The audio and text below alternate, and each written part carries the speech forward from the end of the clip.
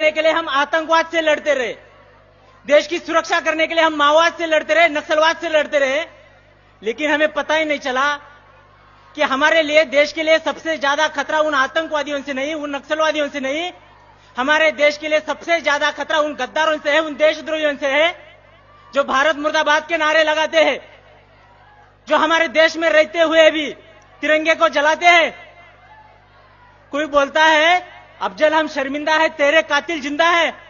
बुरा इस बात का नहीं लगता दोस्तों, लेकिन बुरा इस बात का लगता है ऐसी बात करने वालों के पीछे हमारे देश में हजारों लाखों लोग खड़े हो जाते हैं, तब बुरा लगता है।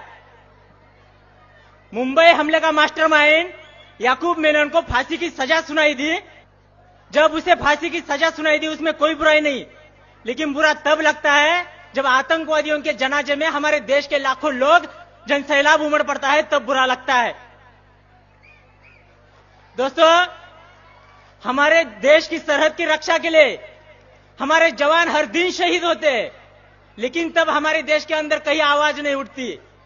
लेकिन जब हिंदुस्तान की सेना पाकिस्तान में जाकर सर्जिकल स्ट्राइक करती है, तब वही हमारे देश के हजारों लोग हमारे सेना के पास सर्जिकल स्ट्राइक के सबूत मांगते हैं, तब बुरा लगता है।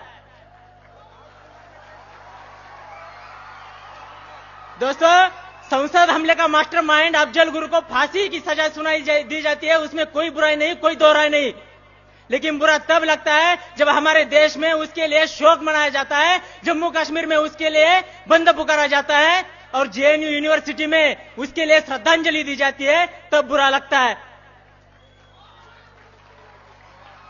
दोस्तों, और कोई हमें सिखाने की बात करता है कि वंदे मातरम बोलना संविधान में कहां लिखा है, राष्ट्रगान के लिए खड़ा होना संविधान में कहां लिखा है।